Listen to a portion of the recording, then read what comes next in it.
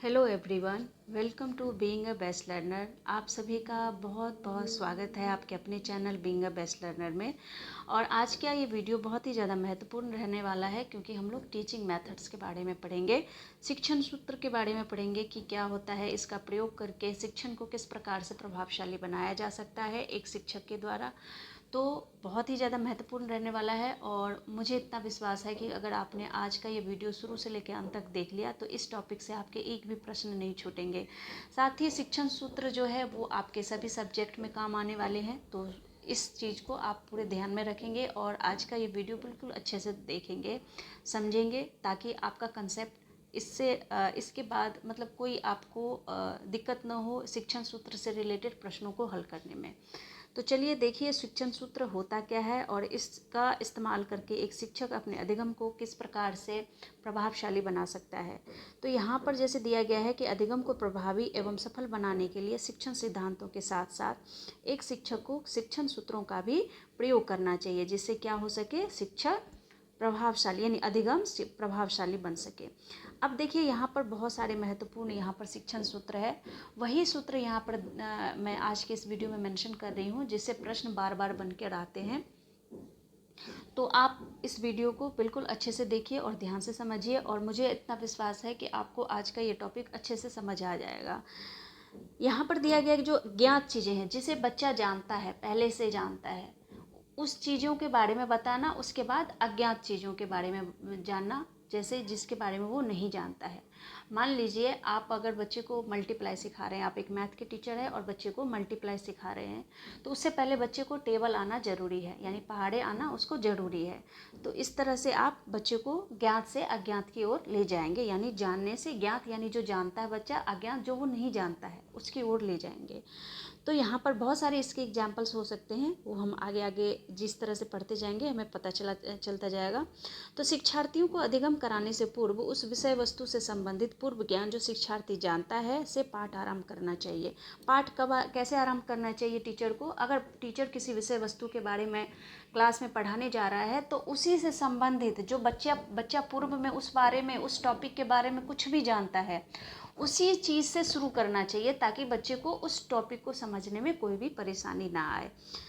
यहाँ पर कहा जा रहा है कि पूर्व ज्ञान को आधार बनाकर शिक्षार्थियों को नवीन ज्ञान प्रदान करना चाहिए, यानी जो शिक्षक नया ज्ञान प्रदान करने वाला है उसका कहीं ना कहीं लिंक बच्चे के पूर्व ज्ञान से होना चाहिए, ताकि बच्चे को अच्छे से समझ आ सके। जैसे पाचन को समझाने के लिए भोजन के पूर्व नहीं पढ़ाया जा सकता, यानी अगर शिक्षक पाचन तंत्र के बारे में बच्चों को पढ़ाना चाह रहा है तो उससे पहले बच्चों को फूड के बारे में, भोजन के बारे में ज्ञान होना चाहिए कि भोजन का भोजन क्या होता है, मतलब कि खाने के बाद पाचन की प्रक्रिया क्या होती है, ये तो वो बाद में समझेगा, पहले वो भोजन के बारे में समझेगा। तो भोजन की प्रक्रिया अगर उसको पता है तो उसी से संबंधित, उसी को आधार बनाकर शिक्षक पाचन तंत्र के बारे में बच्चों को समझाएगा, जिससे अधिगम क्या होगा, प्रभावशाली होगा और बच्चे को रुचि उत्पन्न होगा किसी इस तरह के विषय को समझने में। पाचन का अधिगम तभी प्रभावी और सफल होगा जब शिक्षार्थियों को भोजन के विषय में पता होगा। तो भोजन के बारे में पता होगा तभी वो पाचन प्रक्रिया के बारे में समझ पाएगा। अब देखिए मूर्त से अमूर्त की ओर का क्या अर्थ है। मूर्त मतलब होता है जो विजिबल है, जिसे देख सकते हैं, जिसका फिजिकल बॉडी है, जिसे हम छू सकते हैं, वो हो गया मूर्त चीज़ें। और अमूर्त चीज़ें वो हो गई जो कल्पना में है, विचारों में है। तो ये सब चीज़ें हो गई अमूर्त चीज़ें, जिसे हम छू नहीं सकते हैं, वो सिर्फ हमारे विचारों में है। तो इस तरह से बच्चे को पहले मूर्त चीज़ें दिखाना चाहिए, उसके बाद अमूर्त चीज़ें दिखानी चाहिए। जैसे शिक्षार्थियों को आरंभ में ऐसी बातों का ज्ञान कराना चाहिए जिसे वो छू सके, देख सके। तत्पश्चात उनको कल्पनाशीलता यानी अमूर्त चीज़ों के बारे में ज्ञान कराना चाहिए। जैसे शिक्षार्थियों को एक उड़ने वाला पक्षी और एक घोड़ा दिखाया गया, एक पिक्चर दिखाया जाता है टीचर के द्वारा उड़ने वाले पक्षी का, और एक घोड़े का चित्र भी दिखाया जाता है जिसके पंख होते हैं। तत्पश्चात उनसे कहा गया कि वे सोचें कि उड़ने वाला घोड़ा कैसा होगा, यानी पक्षी उड़ता है ये तो बच्चों ने देखा है, जाना है। अब उसे कल्पना करने के लिए कहा जा रहा है कि सोचो कि एक घोड़ा उड़ेगा तो कैसा दिखेगा। तो इसके बारे में इसके जरिए जो शिक्षक है वो अमूर्त चीज़ों के बारे में बच्चों को सोचने के लिए कहता है। तब वे कल्पना करेंगे कि उड़ने वाले घोड़े के भी पंख होंगे, तभी वो उड़ता होगा। तो बच्चे उसके बाद क्या सोचेंगे कि भाई घोड़े को भी पंख होगा तभी तो वो उड़ेगा। तो इस तरह से कल्पनाशील करता है। तो कल्पना यानी विचारों वाली जो चीज़ें होंगी वो अमूर्त होंगी। नेक्स्ट जो है वो है सरल से जटिल की ओर, यानी आसान से कठिन को की ओर। तो बच्चे को पहले क्या चीज़ें समझाना चाहिए, सरल चीज़ें समझानी चाहिए, आसान चीज़ें समझानी चाहिए, उसके बाद जटिल चीज़ें समझानी चाहिए। मान लीजिए बच्चे को आप ट्रायंगल पढ़ा रहे हैं, तो इस तरह से आप ट्रायंगल के बारे में बताएंगे कि त्रिभुज के कितने होते हैं, 3 कोण होते हैं और तीनों कोणों का योग 180 होता है, इस तरह का दिखता है। तो इस तरह के शेप आप बच्चों को बताएंगे। उसके बारे में, इसके प्रॉपर्टीज़ के बारे में बताएंगे, इसके आपके एरिया कैसे निकाला जाता है, पेरीमीटर किस तरह से निकाला जाता है, इसके बारे में बताएंगे। तो पहले आप सरल चीज़ें बताएंगे, उसके बाद आप कठिन चीज़ें बताएंगे बच्चों को। तो यहाँ पर जैसे सरल से कठिन की ओर का अर्थ क्या है कि शिक्षार्थियों के अधिगम की शुरुआत सरल बातों से करनी चाहिए, तत्पश्चात उनको जटिल अवधारणाओं तथा तथ्य बताना चाहिए। तो पहले कैसी बातें बतानी चाहिए, सरल चीज़ें, आसान चीज़ें बतानी चाहिए। उसके बाद जैसे बच्चों को ऐड सिखाते हैं ना हम, तो पहले बिना कैरी वाले ऐड सिखाते हैं और उसके बाद हम कठिन ऐड सिखाते हैं जिसमें कैरी लेना होता है, इस तरह से। तो इसमें जैसे कि यहाँ पर एग्जाम्पल क्या दिया गया है उसे देखते हैं। देखिए यहाँ पे दिया गया है कि विभिन्न आवासों के विषय में बताने से पहले शिक्षार्थियों से प्रश्न करना चाहिए कि वे किस प्रकार के आवासों में रहते हैं। तत्पश्चात उन्हें बताना चाहिए कि विभिन्न क्षेत्रों के आवासों में भिन्नता का क्या कारण है।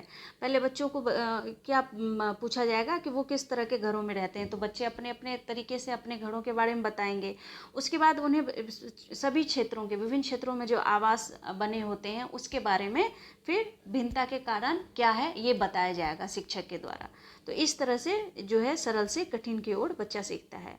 अब पूर्ण से अंश का अर्थ क्या है। पूर्ण मतलब होता पूरा, जैसे एक पूरा पेड़ है उसका अंश, उसके हर एक पार्ट्स के बारे में शिक्षक पढ़ाएगा। पहले क्या पढ़ाएगा, एक वृक्ष के बारे में पढ़ाएगा, ये वृक्ष होता है, इसका ये मतलब पूरा वृक्ष दिखाएगा, देखो बच्चे ये वृक्ष है। और फिर धीरे धीरे उसके अंश के बारे में, ये तना है, ये लीफ है, ये पत्तियां हैं, ये इसकी टहनियां हैं, इस तरह से ये रूट्स हैं, इस तरह से बच्चों को सिखाया जाएगा। और इससे हमें क्या फ़ायदे होते हैं, ये इन सब चीज़ों को बताया जाएगा। तो पहले वो पूर्ण चीज़ें बताएगा, फिर बाद में अंश के ऊपर आएगा। तो इसमें देखिए क्या बताया जा रहा है कि अधिगम कराए जाने से पहले पाठ का सारांश प्रस्तुत करना चाहिए, उसके बाद विभिन्न अंशों का जो है अंशों के बारे में बताना चाहिए। जैसे यातायात के साधन के विषय में पढ़ाने से पहले उन्हें यातायात के साधनों के विषय में बताना चाहिए और उससे और क्या करना चाहिए, और उसके उपरांत एक एक करके यातायात के साधनों के फायदे और नुकसान के बारे में बताना चाहिए। तो यातायात के साधन को पढ़ाने के लिए शिक्षक क्या करेगा, पहले उन्हें यातायात के साधनों के बारे में बताएगा कि यातायात के साधन क्या होता है, ऑटो होता है, ट्रक होता है, ट्रेन होता है, बस होता है, इसके बारे में बताएगा। और फिर धीरे धीरे उनके लाभ और फायदे नुकसान के बारे में बताएगा कि फ़ायदा क्या होता है, हमें एक जगह से दूसरे जगह जाने में आसानी होती है, नुकसान क्या होगा कि इससे वायु प्रदूषण होता है। इस तरह से शिक्षक पढ़ाएगा पूर्ण से अंश की ओर। अब नेक्स्ट देखिए विशिष्ट से सामान्य की ओर। अब देखिए विशिष्ट मतलब असल में विशिष्ट, जो विशिष्ट हो, और विशिष्ट से जाएंगे सामान्य की ओर। अब इसके अंतर्गत क्या समझेंगे हम लोग कि सर्वप्रथम शिक्षार्थियों को एक विशेष उदाहरण के द्वारा विषय के अर्थ को स्पष्ट करना चाहिए। कोई विशेष उदाहरण देकर उस चीज़ को स्पष्ट करना चाहिए। जैसे उसके उपरांत अन्य उदाहरण देते हुए विषय का सामान्यकरण करना चाहिए। अब इसमें कैसे समझाएंगे बच्चे को, तो उदाहरण से समझते हैं। शिक्षार्थियों को यह बताना चाहिए कि भोजन हमारे लिए क्यों आवश्यक है। ये हमने एक विशिष्ट रूप में उनको बताया कि भोजन हमारे लिए क्यों आवश्यक है, इससे हमें जो है ताकत मिलती है, बहुत सारी चीज़ें हम बच्चों को पढ़ाएंगे इसके बारे में। उसके बाद अन्य उदाहरणों के द्वारा यह स्पष्ट करना चाहिए कि अन्य जीवों को भोजन की आवश्यकता क्यों होती है। अब हम बताएंगे अन्य जीवों को, जैसे हमें भोजन की आवश्यकता होती है वैसे अन्य जीवों को भी भोजन की आवश्यकता होती है। तो इसके बारे में जो है शिक्षक पढ़ाएगा बच्चों को। अंत में यह सामान्यकरण प्रस्तुत करना चाहिए कि सभी जीवों को भोजन की आवश्यकता होती है। तो जैसे मनुष्य को आवश्यकता होती है वैसे अन्य जीवों को भी भोजन की आवश्यकता होती है। तो इस तरह से जो बाद में सामान्यकरण किस प्रकार से होगा कि सभी जीवों को भोजन की आवश्यकता होती है। तो ये हो गया आपका विशिष्ट से सामान्य की ओर। अब देखिए विश्लेषण से संश्लेषण की ओर। अब इसके अंतर्गत क्या पढ़ेंगे हम लोग, तो यहाँ पर देखिए पढ़ाई जाने वाली जो विषय वस्तु के तथ्यों के विषय में व्यापक जानकारी देना, यानी बड़े स्तर पर अधिक जानकारी देना चाहिए और उसके उपरांत उन तथ्यों को संयोजित कर संश्लेषण करना चाहिए, अर्थात किसी विषय वस्तु पर व्यापक रूप से चर्चा करके उसका सारांश प्रस्तुत करना चाहिए। हमने किसी टॉपिक के बारे में एक विस्तृत रूप से उसके बारे में सारी चीज़ों को समझा और उसके बाद उसका एक संक्षिप्त रूप में उसका जो पूरा उसके बारे में मतलब उसका क्या एक कहने का तरीका है, उस बारे में पूरा जो एक छोटा सा जो रूप है उसका व्याख्या का वो बताएंगे, यानी सारांश बता देंगे, पूरे निचोड़ बता देंगे कि उस टॉपिक का मेन जो उसका उद्देश्य है वो क्या है। तो जैसे जंगलों के दोहन यानी कटाई से होने वाले नुकसान के विषय में व्यापक रूप से चर्चा करके यह सारांश प्रस्तुत किया जा सकता है कि जंगल पर्यावरण में संतुलन बनाए रखने के लिए क्या है, अति आवश्यक है। तो इस तरह से आप समझेंगे इसके बारे में, किसके विश्लेषण से संश्लेषण की ओर। अब अनुभव से तर्क की ओर, तो देखिए यहाँ पर अनुभव से तर्क की ओर में क्या होता है कि शिक्षार्थी अपने आसपास के वातावरण का अवलोकन करते हैं और उनके अवलोकन से उनके अनुभव जुड़ जाते हैं और इस अनुभव के उनके अपने अपने तर्क होते हैं। जैसे कोई बालक यह कहता है कि हल्दी लगाने से उसकी चोट ठीक हो जाती है, वही दूसरा बालक यह कहता है कि लौंग से उसके दांत का दर्द ठीक हो जाता है और दवाई की ज़रूरत नहीं पड़ती। दोनों का तर्क है कि वे बिना दवाई खाए सही हो जाते हैं। उनको यह बताया जा सकता है कि कुछ मसालों को दवाई के रूप में भी प्रयोग किया जा सकता है। तो अनुभव से तर्क की ओर हमने क्या समझा कि बच्चों ने आसपास की चीज़ों को देखा, उससे उन्होंने अनुभव प्राप्त किया। किसी बच्चे ने देखा कि हल्दी लगाने से उसका दर्द जो है वो ठीक हो गया, तो किसी बच्चे ने क्या अनुभव किया कि लौंग से क्या हुआ, उसके दांत का दर्द ठीक हो गया। तो इस तरह से बच्चों ने अनुभव दिया और अपना तर्क दिया। तो इसके जरिए बच्चों को बताया जा सकता है कि जो कुछ मसाले होते हैं उनसे दवाई के रूप में भी उनका प्रयोग किया जा सकता है। तो ये था आपका अनुभव से तर्क की ओर। प्रमुख शिक्षण विधियाँ थी ये। तो इससे क्या होगा कि बच्चों का अनुभव उन्हें उनके संसार से जुड़ने, विमर्श करने और सीखने की प्रक्रिया को बढ़ाता है। तो इस तरह से बच्चों को अपने आसपास की चीज़ों से जुड़ने और उस पर विचार विमर्श करने और सीखने की प्रक्रिया को क्या करता है, बढ़ाता है। अब प्रत्यक्ष से अप्रत्यक्ष की ओर, ये तो बहुत ही ज़्यादा इम्पोर्टेंट है। तो शिक्षार्थियों को पहले प्रत्यक्ष ज्ञान देना चाहिए, यानी प्रत्यक्ष जो सामने है, जो चीज़ सामने है। अप्रत्यक्ष जो सामने नहीं है, वो है लेकिन सामने नहीं है, तो वो हो गया अप्रत्यक्ष। डायरेक्ट, इनडायरेक्ट आप इस तरह से समझ सकते हैं।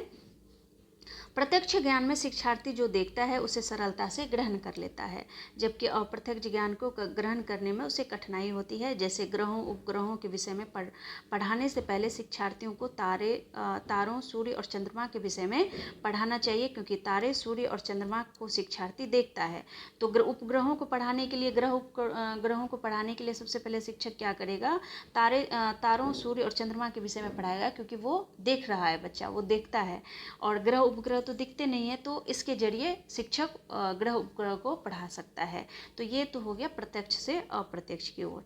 अब है अनिश्चित से निश्चित की ओर। आज का लास्ट टीचिंग जो आपका सूत्र है ये है निश्चित से अनिश्चित की ओर। तो बालक को ज्ञान होता है पर अनिश्चित और अस्पष्ट, उसके ज्ञान को शुरुआत मानकर उसे निश्चित ज्ञान की ओर अग्रसर करना चाहिए।